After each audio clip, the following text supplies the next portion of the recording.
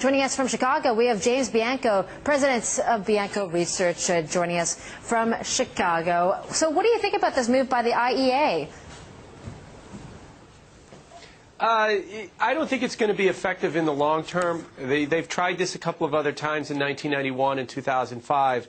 The problem has been that since the history of strategic petroleum reserves, whether the United States or worldwide, they eventually refill them. So they'll take some crude oil, put it out on the market, try and depress prices with supply, and that's even debatable whether it'll work. And then later on, it won't be in 31 days, but later on they'll refill it, and then it'll have the opposite effect. So net, it'll be a zero sum.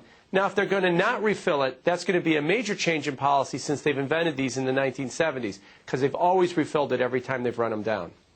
Okay, so what about the tumble we saw for oil, falling about 5% overnight, now trading at $91 and change? Are you saying that this temporary price depression is just going to last for a few weeks? Yeah, I think there's a lot more than just the SPR today in oil.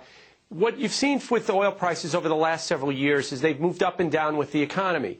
When we had $115 oil on West Texas Intermediate, it was when people believed that the economy was on firm footing. It started down with the economy down. It's not surprising then today that you had a big tumble in oil at the same time that you had the Dow Jones Industrial Average off almost 200 points.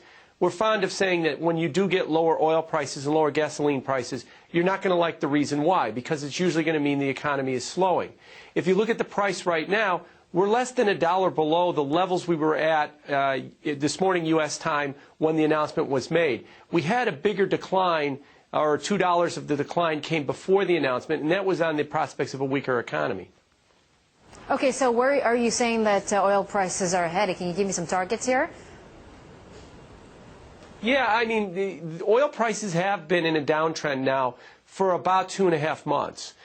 So they're going to continue to go lower. With or without this announcement, I thought that they would probably trade into the high 80s or so into the balance of the summer. But beyond that, I do think that the uptrend that we've seen in oil over the last 2 years would continue. So if you asked about where would oil be in 2012 or higher, I think we could be back at those highs that we saw of 110, 115 at West Texas Intermediate, 125 on Brent, if not higher, into, say, a year from now or 18 months from now. But over the next several months, we have been going lower. Whether we had this announcement today, we probably would have still been going lower because the economy is showing signs of weakening.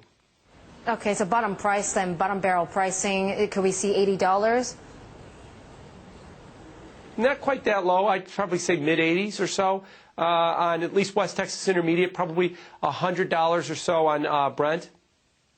Okay, well, let's also talk about the political decision here. It seems like a battle between the IEA and OPEC. The IEA saying, well, if you can't get the job done, OPEC, we're going to do it ourselves. Are we going to see this sort of rivalry in the future as well?